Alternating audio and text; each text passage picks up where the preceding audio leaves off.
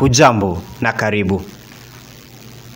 Kikundi cha Udhiru Mazingira Watch kimeandaa mkutano wa kimkakati wa kutathmini hatua zilizopangwa na kupanga mikakati mipya ya kulinda na kuboresha mazingira katika eneo la Udhiru.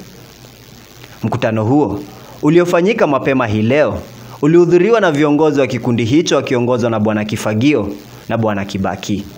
Hata wao wana stress, wafanyikazi hawana. Wanakuja wanamwangalia tu, wanaangalia wasema wote nani mwenye tunaweza pea kazi. Juu hakuna mwenye tunaweza njua ama anaweza, si ndio?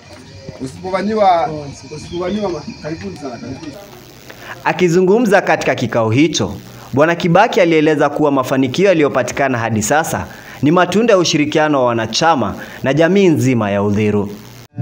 Hata kwa Biblia kuna kuanga, hata Moses aliulizwa uko na nini, si ndio? Umejishikilia nini? Na ndio maana pia hata mwenye huo jamaa ndio sijawajua majina nini wote, alikuja tu ameuliza kazi mtani inaandikwa wapi. Uliita kazi yetu Noah? No, uliita kazi mtani. Yes. But kama ungekuwa kwa nyumba ungejua kuna kitu kama hii. Si kuna watu wengi sana wako manyumbani huko.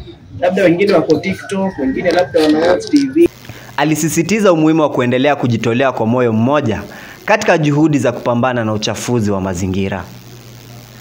Kwa upande wake Bwana Kibaki alitoa tathmini ya shughuli zilizotekelezwa na kikundi, ikiwemo usafi wa mitaa, kampeni za uelimishaji kwa umma kuhusu utupaji sahihi wa taka na ushirikiano na serikali za mitaa.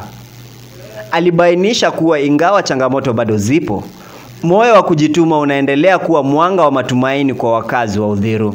Vijana waliohudhuria mkutano huo walipongeza juhudi za viongozi na kuahidi kuendeleza ushirikiano ili kufanikisha azma ya kuwa na Udhiru safi na salama kwa vizazi vijavyo.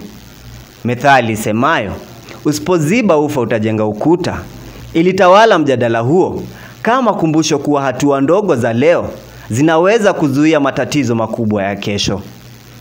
Nikiripotia Kifagio Media Team, ni mie wako Daniel Jonathan almaarufu JD. Je, taka zimekuwa changamoto katika eneo lako? Kifagio Garbage Collectors ndio suluhisho unalohitaji. Tumejitolea kuhakikisha mazingira yako yanabaki safi na salama. Timu yetu imebobea katika ukusanyaji na utunzaji wa taka kwa njia rafiki kwa mazingira. Tunatoa suluhisho linalolingana na mahitaji yako, iwe ni nyumbani, kazini au kwenye taasisi. Tunatoa huduma zifuatazo: usafi wa kila wiki na mara moja kwa mwezi, usafirishaji wa taka kubwa, bulk waste, taka zinazoweza kurejelewa, ulinzi wa mazingira kwa kila hatua tunayochukua. Tupigie leo na ujiunge na familia ya mazingira safi. 0798558240 au 0721708850. Hiyo Garbage Collectors, tukusafishie taka, tukuwekee tabasamu.